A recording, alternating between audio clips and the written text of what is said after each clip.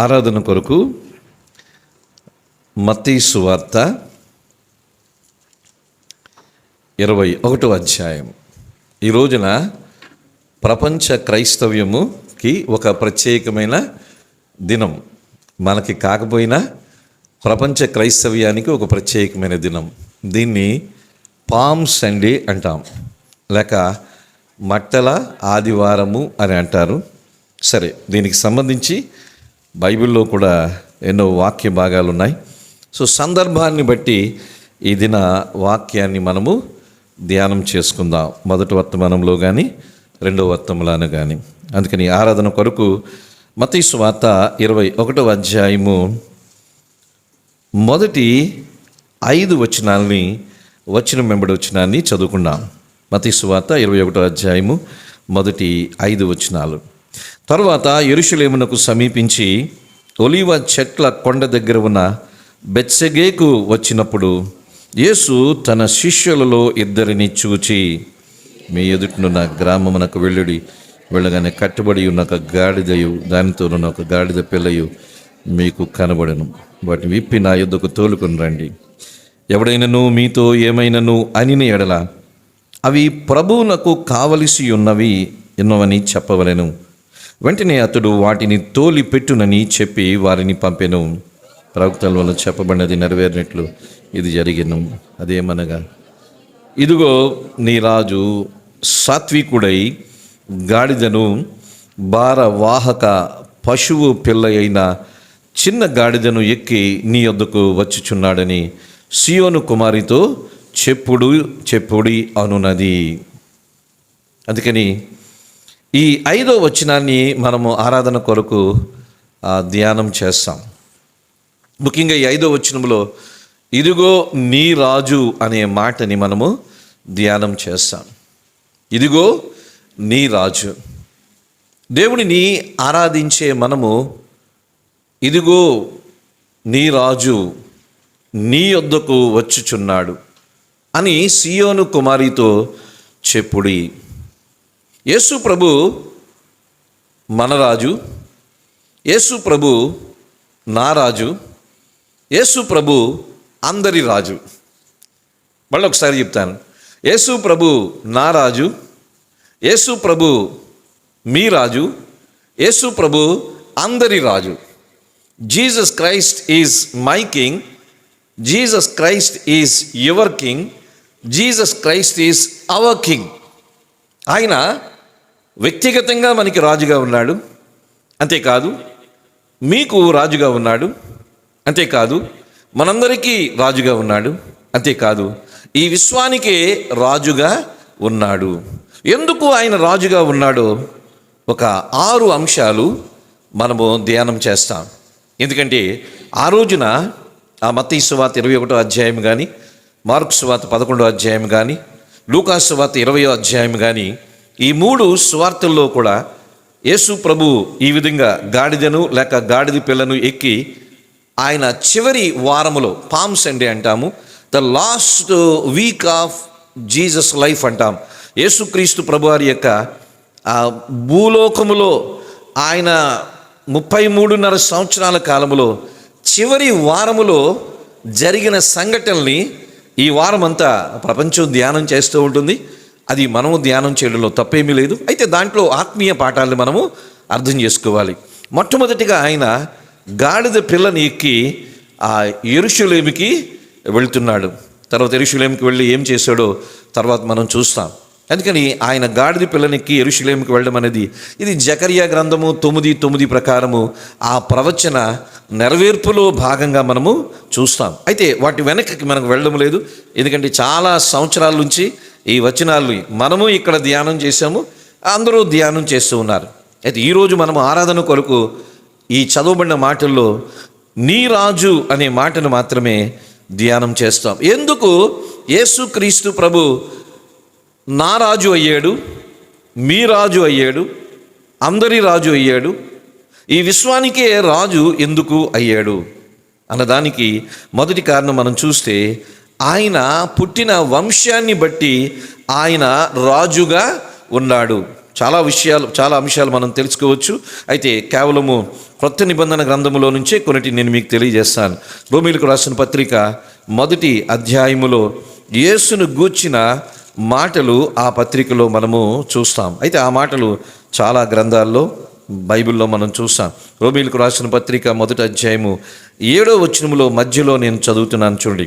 యేసుక్రీస్తు శరీరమును బట్టి దావీదు సంతానముగాను, మృతుల్లో నుండి పునరుద్ధానుడైనందున పరిశుద్ధమైన ఆత్మను బట్టి దేవుని కుమారుడుగాను ప్రభావముతో నిరూపించబడిను. యేసుక్రీస్తు ప్రభు దావీదు కుమారుడుగాను, అంతేకాదు దేవుని కుమారుడుగాను నిరూపించబడిను. He was proved as son of David and son of God. ఆయన దావీదు కుమారుడుగా దేవుని కుమారుడుగా నిరూపించబడెను, అంటే రుజువు చేయబడెను. అందుకని అంటాడు, ఈయన నామము నిమిత్తము సమస్త జనులు విశ్వాసమునకు విధేయులగునట్లుగా ఈయన ద్వారా మేము కృపను అపోస్తులత్వమును పొందితిమి అంటాడు. అనగా యేసుక్రీస్తు ప్రభు దావీదు సంతానములో పుట్టాడు అనేది రుజువు చేయబడింది. అంతేకాదు దేవుని కుమారుడిగా పుట్టాడు, రుజువు చేయబడింది. దావీదు సంతానములో పుట్టాడు కాబట్టి మరి దావీదు యూదా గోత్రానికి సంబంధించిన వాడు. దావీదు సంతానములో పుట్టాడు కాబట్టి యేసు ప్రభు రాజుగా ఉండే అర్హత ఆయన కలిగినవాడు. యేసు దావీదు కుమారుడుగా పుట్టాడు, లేక దావీదు వంశములో పుట్టాడు. ఆ యూదా గోత్రములో ఆయన జన్మించాడు కాబట్టి ఆయన రాజుగా ఉండే అర్హత ఆయనకి ఉంది. Because he was Born in David's family. ఇది మనం గుర్తించాలి. అందుకని దావీదు నీ రాజు అని అనడానికి మొదటి కారణం ఏమిటంటే దావీదు కుటుంబములో పుట్టాడు, లేక దావీదు వంశములో పుట్టాడు, లేక యూదా గోత్రములో ఆయన పుట్టాడు. అందుకని ఆయన రాజే. అంతేకాదు మత్తయి సువార్త మనము చూస్తే 1వ అధ్యాయములోనే యేసుక్రీస్తు ప్రభువారి వంశావళిని అక్కడ దేవుడు ప్రస్తావిస్తూ ఉంటాడు. మత్తయి సువార్త 1వ అధ్యాయములో మనం చూసినట్లయితే 1వ వచనం, అబ్రహాము కుమారుడును దావీదు కుమారుడైన యేసుక్రీస్తు వంశావళి అంటాడు. అబ్రహాము కుమారుడు అంటే ఇజ్రాయేలు, అబ్రహాము కుమారుడు అంటే ఇశ్రాయేలీయుడు అని అర్థం. దావీదు కుమారుడు అంటే యూదా గోత్రానికి సంబంధించిన వాడు. ఆ యేసు ప్రభు యొక్క వంశావళి చెప్తూ చివరిగా మనం చూస్తే ఆ 16వ వచనంలో ఉంటుంది, యాకోబు మరియ భర్త అయిన యోసేపును కనెను, ఆమె యందు క్రీస్తు అనబడిన యేసు పుట్టెను. అక్కడ దావీదు అబ్రహాము వంశము నుంచి ప్రారంభించబడి యేసుతో ఆ 16వ వచనంలో మనం చూస్తాం. అందుకని యేసుక్రీస్తు ప్రభు జనన విధము ఆయన వంశావళి ప్రకారము ఆయన అబ్రహాము వంశములో కుటుంబంలో వచ్చాడు. అబ్రహాము అంటే ఇజ్రాయేలు ప్రజలు, దావీదు కుటుంబంలో నుంచి వచ్చాడు అనగా ఆయన రాజు. అందుకని యేసు రాజుగా ఉండడానికి అర్హత ఏమిటంటే ఆయన దావీదు కుమారుడు, యూదా గోత్రములో జన్మించాడు. నెంబర్ 1. నెంబర్ 2, యేసు ప్రభు రాజుగా ఉండడానికి రెండవ కారణం ఏంటంటే ప్రవచనాలు నెరవేర్పు. యేసు ప్రభు రాజుగా ఉండడానికి ప్రవచనాలు నెరవేర్పు. చూడండి లూకాసు సువార్త 1వ అధ్యాయము 32వ వచనం. లూకాసు సువార్త 1వ అధ్యాయము 32వ వచనములో ఆ మాటను మనము చూస్తాం. ఆయన గొప్పవాడై సర్వోన్నతుని కుమారుడు అనబడును. ప్రభు అయిన దేవుడు ఆయన తండ్రి అయిన దావీదు సింహాసనమును ఆయనకి ఇచ్చిన. చూసారా, మళ్ళీ ఇక్కడ దావీదు సింహాసనం అంటాడు. అంటే యేసు ప్రభు దావీదు వంశములో పుట్టాడు కాబట్టి సింహాసనమునకు అర్హుడు. నెంబర్ 1 అది మనం చూసాము. రెండవది, గబ్రియేలు దూత మరియ దగ్గరకు వచ్చి పుట్టబోయే శిశువును గూర్చి ప్రవచనాత్మకంగా తెలియజేస్తున్నాడు. గబ్రియేలు దూత మరియ దగ్గరకు వచ్చి పుట్టబోయే శిశువును గురించి ప్రవచనాత్మకంగా తెలియజేస్తూ అంటున్నాడు కదా, ఆయన గొప్పవాడు అవుతాడు, సర్వోన్నతుని కుమారుడు అనబడతాడు. ఆయన తండ్రి అయిన దావీదు సింహాసనం ఆయనకి ఇస్తాడు. ఆయన యాకోబు వంశస్థులను యుగయుగములు ఏలును. ఆయన రాజ్యము అంతము లేనిదై ఉండును. ఆయన రాజ్యం అంతము లేనిది. అంటే పుట్టబోయే శిశువు యేసు ప్రభు ఆయన రాజుగా పుడతాడు. ఆయనకంటూ ఒక రాజ్యం ఉంటుంది. ఆయన రాజ్యాన్ని యుగయుగములు ఏలుతాడు. ఆయన రాజ్యము అంతము లేని రాజ్యము. ప్రవచనాత్మకంగా చెప్పబడింది. మీకేమైనా అర్థమవుతుందా? వాక్యాన్ని అర్థం చేసుకోండి. యేసు ప్రభు ఇదిగో నీ రాజు. రాజు అనడానికి మొదటి కారణము దావీదు కుటుంబము, వంశము. రెండవది రాజు అని ఆయన అనబడ్డానికి రెండవ కారణము ప్రవచనము ఆయన గురించి చెప్పబడింది. ద్వితీయోపదేశకాండం 17వ అధ్యాయము 18వ వచనం. ద్వితీయోపదేశకాండము 17వ అధ్యాయము 18వ వచనము. మరియు అతడు రాజ్య సింహాసనమందు ఆసీనుడైన తరువాత లేవీయులైన యాజకుల ఆ స్వాధీనములోనున్న గ్రంథమును చూచి ఆ ధర్మశాస్త్రమునకు ఒక ప్రతిని తన కొరకు వ్రాసి కొనవలెను. రాజుల గురించి చెప్తున్నాడు. రాజులైన వారు ఎలాగుండాలో చెప్తున్నాడు. రాజులైన ప్రతి ఒక్కరూ, ఇజ్రాయేలు దేశములో రాజులైన ప్రతి ఒక్కరూ కూడా వారి కొరకు ధర్మశాస్త్రపు ప్రతిని వ్రాసుకోవాలి. అంటే అర్థమేంటో చెప్పంటారా? రాజులు చేయవలసిన పని ఏమిటంటే, అది ఎవరైనా సరే, ఇజ్రాయేల్ దేశాన్ని పరిపాలించిన రాజులు, వాళ్ళ దగ్గర ఒక సొంత బైబిల్ ఉండాలి. మరి సొంత బైబిల్ ఉండాలంటే ఆ రోజున బైబిల్స్ అమ్మేవాళ్ళ? ఆ రోజున బైబిల్స్ ప్రింటింగ్స్లో ఉన్నాయా? లేదు. ఆ రోజుల్లో బైబిల్ అంటే ధర్మశాస్త్రము. మరి ప్రతి రాజు దగ్గర వాళ్ళ సొంత ధర్మశాస్త్రము, బైబిల్ గ్రంథం ఉండాలి. అంటే ఏం చేయాలి? వాళ్ళకి వాళ్ళే రాసుకోవాలి. ఒరిజినల్ కాపీ నుంచి వాళ్ళకి వాళ్ళే అది రాసుకోవాలి. అందుకని రాజుల గురించి అక్కడ మనము కొంత చూస్తాం. సమూయేలు 2వ గ్రంథము 7వ అధ్యాయము 13వ వచనములో కూడా చూస్తాం. సమూయేలు 2వ గ్రంథము 7వ అధ్యాయము 13వ వచనములో చూస్తే, అతడు నా నామ ఘనత కొరకు ఒక మందిరమును కట్టించును, అతని రాజ్య సింహాసనమును నేను నిశ్చయముగా స్థిరపరచెదను అంటున్నాడు.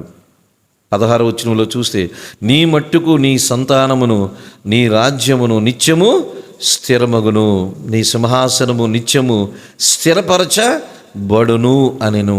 దేవుడు దావీదుకి సొలొమోను బట్టి దావీదుని గురించి కూడా చెప్తున్నాడు. అందుకని యేసు ప్రభు రాజు అని అనడానికి ప్రవచనాలు ఆధారంగా ఉన్నాయి.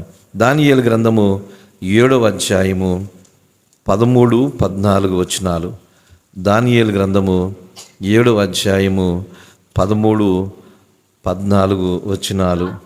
రాత్రి కలిగిన దర్శనములను నేనింకా చూచుచుండగా ఆకాశ మేఘారూరుడై మనుష్య కుమారుని పోలిన ఒకడు వచ్చి ఆ మహావృద్ధుడగు వాని సన్నిధిని ప్రవేశించి ఆయన సముఖమునకు తేబడును.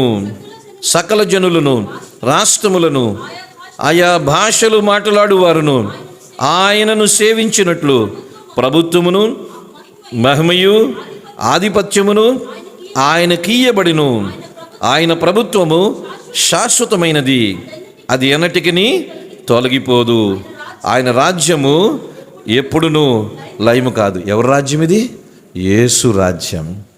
ఇది మెస్సియా గురించి చెప్పబడిన ప్రవచనం. అర్థం చేసుకోండి. దానియేలు గ్రంథం 7వ అధ్యాయము 13, 14 వచనాలు. రాబోయే మెస్సియా రాజుగా వస్తాడు. ఆయన రాజ్యము నిలుతాడు. ఆయన ప్రభుత్వము, మహిమ, ఆధిపత్యము ఆయనకి ఇయ్యబడుతుంది. ఆయన ప్రభుత్వం శాశ్వతంగా ఉంటుంది. ఆయన రాజ్యం ఎప్పుడూ లయము కాదు. మీకు తెలుసా, యేసు ప్రభు రాజ్యాన్ని ఎవరూ లయం చేయలేరు. దాని కొరకు మనం యాజిటేషన్ చేయవలసిన పని లేదు. దాని కొరకు ధర్నాలు చేయవలసిన పని లేదు. దాని కొరకు పేపర్లు ప్రింట్ చేయవలసిన పని లేదు. దేవుడు బలహీనుడైతే మనం సపోర్ట్ చేయాలి. దేవుడు బలవంతుడు, ఆయనకి మన సపోర్ట్ ఏమీ అవసరం లేదు. మనం ధర్నాలు చేసినంత మాత్రాన ఆయన రాజ్య స్థాపన ఏదో, ఆయన రాజ్య స్థాపన ఎవరో ఆపుతారని ఎవరు అనుకోకూడదు. అజ్ఞానపు క్రైస్తవ్యము అదేదో దేవునికి సపోర్ట్ చేస్తామన్నట్టుగా. God never needs anybody support. God never needs your support. God never needs my support. God never needs Christian support. He is king. ఆయన రాజు, ఆయన సార్వభౌముడు. ఎవరెవరో ఆయన రాజ్యాన్ని నిలబడదాం, ఆయన పేరు నిలబడదాం ఆయన ప్రయత్నం చేస్తే వారు ఎంత అజ్ఞానులు అంటే ఆయన పేరు ఎవరూ నిలబెట్టలేరు. ఆయనకు ఆయన నిలబెట్టుకోగలడు. ఆయనకు ఆ సామర్థ్యము ఉంది. ఏదో ఆయనకేదో సపోర్ట్ చేస్తున్నట్టుగా కొంతమంది అజ్ఞానపు క్రైస్తవులు బయలుదేరారు ఈ రోజున. కొంతమంది అనుకుంటారు మేము లేకపోతే దేవుడు లేడని. చాలా పాపపు మాట అదే, చాలా పాపపు మాట. మనం లేకపోతే దేవుడు లేకడం కాదు, ఆయన లేకపోతే మనమే బ్రతకడం. మన అవసరం ఆయనకి లేదు, ఆయన అవసరం మనకుంది. అర్థం చేసుకోవాలి. మళ్ళొకసారి ఈ మాట చెప్తున్నాను, మన అవసరం ఆయనకి లేదు, ఆయన అవసరమే మనకుంది.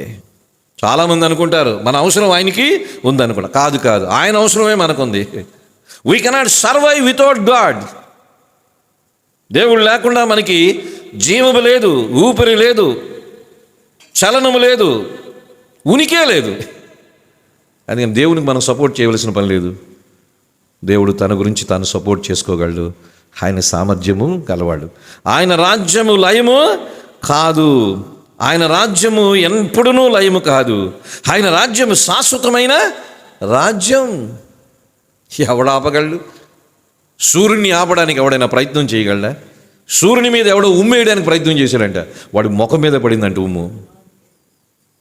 సూర్యుని ఎవడో అవమానపరచలేడు, సూర్యుని ఎవడో కించపరచలేడు, సూర్యకాంతిని ఎవరు ఆపలేరు, దేవుడిని ఎవరు అవమానపరచలేరు, దేవుడిని ఎవరు కించపరచలేరు, దేవుని రాజ్యాన్ని ఎవరు ఆపలేరు. అది శాశ్వతమైన రాజ్యం, అది లయము కాని రాజ్యము. ఆ రాజ్యములో మనం ఉన్నాం. ఇది మన ఆధిక్యత. మన సపోర్ట్ ఆయనకు అవసరం లేదు, ఆయన సపోర్ట్ మనకు కావాలి. మన సపోర్ట్ ఆయనకు అవసరం లేదు, ఆయన సపోర్ట్ మనకి కావాలి. ఎప్పుడు దేవుణ్ణి ఉన్నతంగా చూడాలి. చాలా వరకు ఈ రోజున మనుషులు ఏదో వాళ్ళు ఉన్నతమైన వాళ్ళు, దేవుడు చేతకాని వాడిగా చాలామంది చూస్తారు. No, is king. ఆయన రాజు.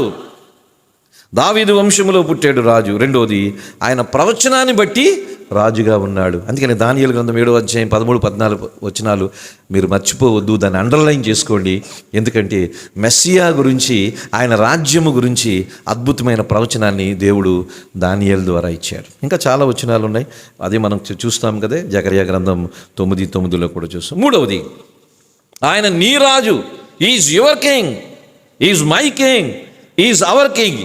ఆయన మనకు రాజు ఎందుకు అయ్యాడంటే, మూడవ కారణము, ఆయన దేవుని సర్వోన్నతిని కుమారుడుగా ఉన్నాడు.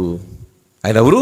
సర్వోన్నతుడైన దేవుని కుమారుడు. ఇందాకే చదివాము కదా, చూడండి లూకా సువార్త 1వ అధ్యాయములోనే 33వ వచనములోనే యేసు ఎవరో చాలామందికి అర్థం కాలేదు ఈరోజు కూడా. అందుకని మనం చూడాలి. లూకా సువార్త 1వ అధ్యాయం 32వ వచనంలో ఉంటుంది, ఆయన గొప్పవాడై సర్వోన్నతిని కుమారుడు అనబడు. Is a son of the most high అంటాం. Is a son of the most high. ఆయన సర్వోన్నతిని కుమారుడు అంటే కుమారుడుగా వచ్చాడు. ఆయన కుమారుడు అంటే తండ్రి ఆయనకి ఏదో పెళ్ళయింది అని కాదు, ఆయన కుమారుడుగా వచ్చాడు. అందుకని సర్వోన్నతిని కుమారుడుగా ఆయన ఉన్నాడు.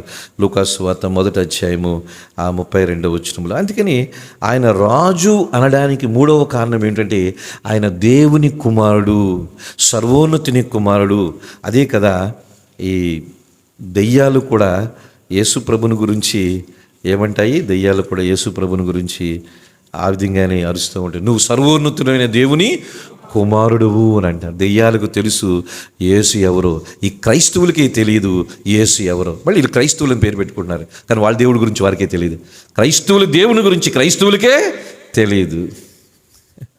మీ దేవుని గురించి మీకు తెలుసా? మీరు క్రైస్తవులుగా పిలువబడుతున్నారు కదా, మీ యేసు ప్రభుని గురించి మీకు ఎంత తెలుసు?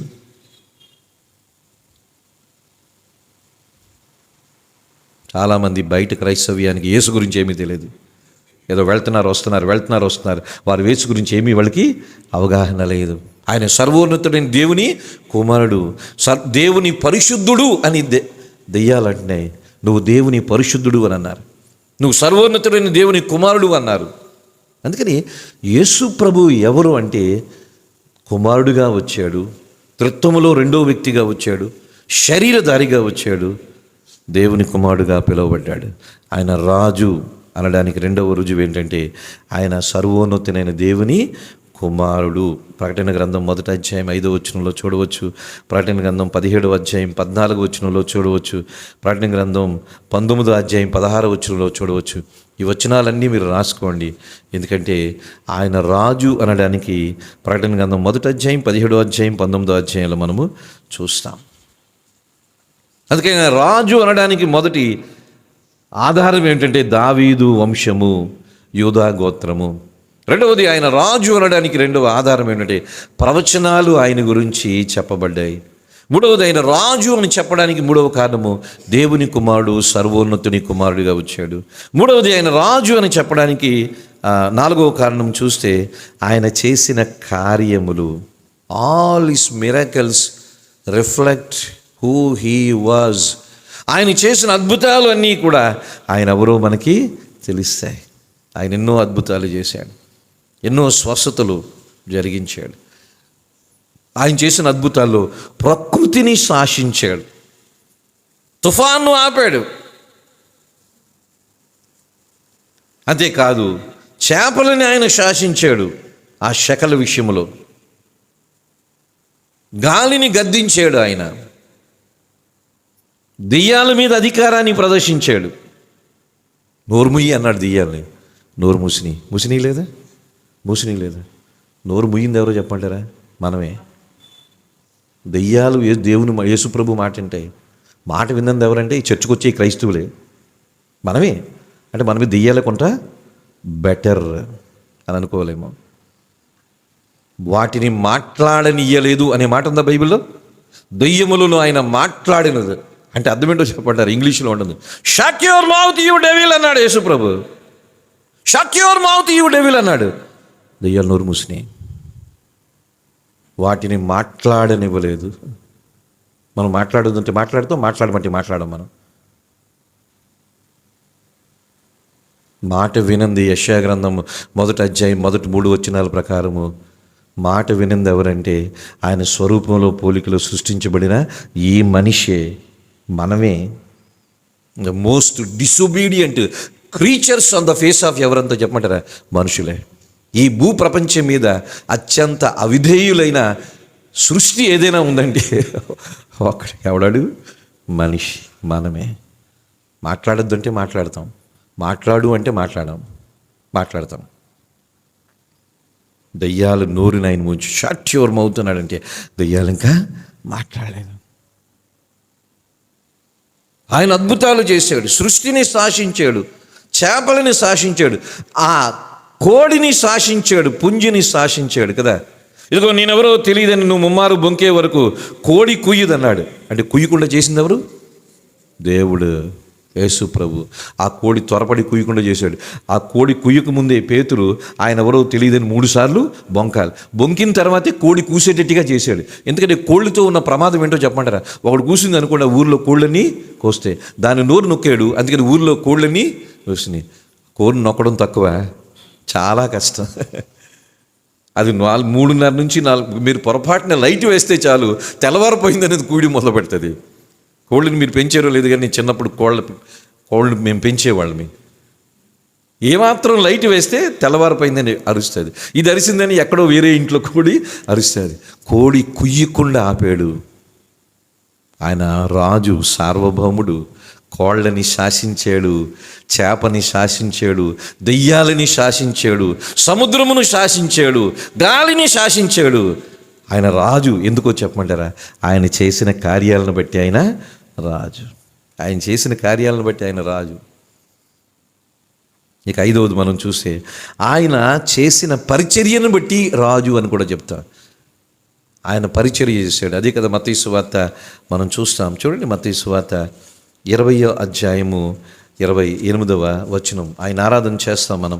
మత్తయి సువార్త 20వ అధ్యాయం 28వ వచనం. అలాగే మనుష్య కుమారుడు పరిచారము చేయించుకున్నటకు రాలేదు కానీ పరిచారము చేయుటకును అనేకులకు ప్రతిగా విమోచన క్రయధనముగా తన ప్రాణము ఇచ్చుటకును వచ్చానని చెప్పాను. He came to serve but not to be served అని అంటుంది.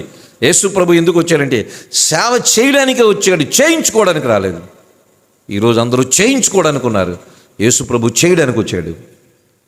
యేసు ప్రభు సేవ చేయడానికి వచ్చాడు, పరిచారం చేయడానికి వచ్చాడు.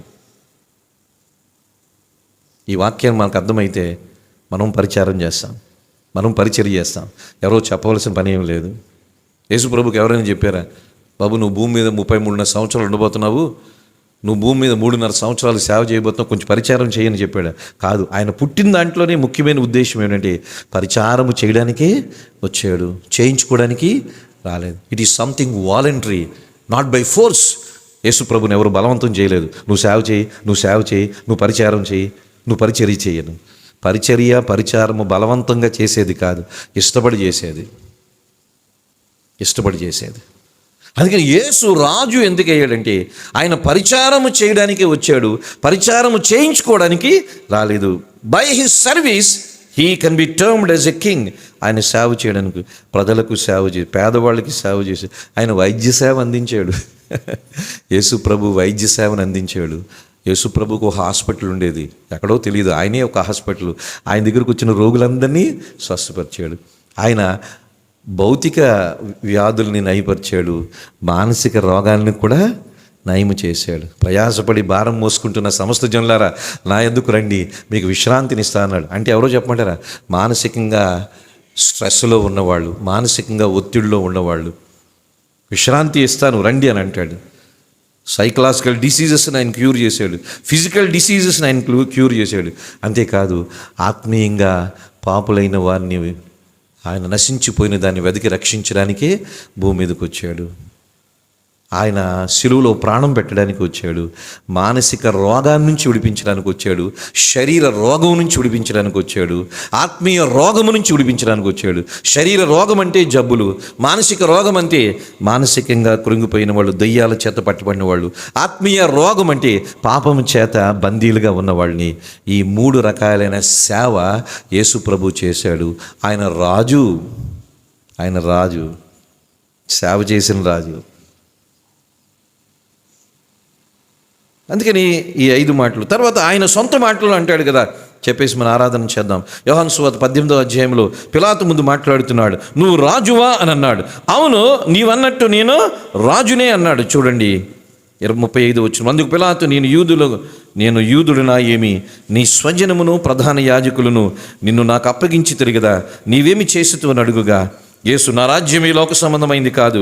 నా రాజ్యం ఈ లోక సంబంధమైనదైతే నేను యూదులకు అప్పగింపబడుకున్నట్లు నా సేవకులు పోరాడుదురు, కానీ నా రాజ్యము ఇహ సంబంధమైంది కాదనను. అందుకు పిలాతు, నువ్వు రాజువా అని ఆయన అడుగగా, యేసు, నువ్వు అన్నట్టు నేను రాజునే. ఎస్, ఐఎమ్ కింగ్ అన్నాడు. నేను రాజుని అన్నాడు యేసు ప్రభు. ఇదే రాజ్యం ఈ లోక సంబంధమైంది కాదు. ఆయన మాట ద్వారా చెప్పాడు, నేను రాజుని అన్నాడు.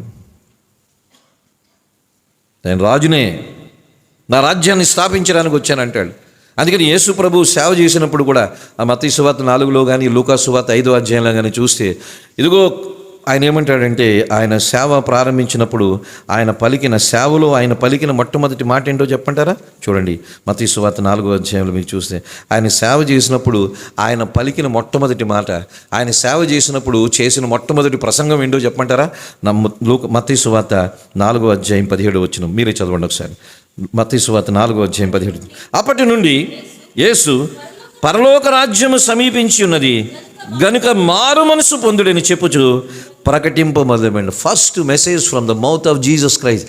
యేసు నోరు తెరిచి ఈ భూమి మీద చేసిన మొదటి ప్రసంగం మాట ఏమిటంటే, మారు మనసు పొందండి, దేవుని రాజ్యము లేక పరలోక రాజ్యము సమీపించింది. మారు మనసు పొందండి, పరలోక రాజ్యము సమీపించింది. రాజ్యము సమీపించింది. రాజు నేనే, నన్ను నమ్ముకుంటే ఆ రాజ్యములో మీరు ఉన్నట్టే.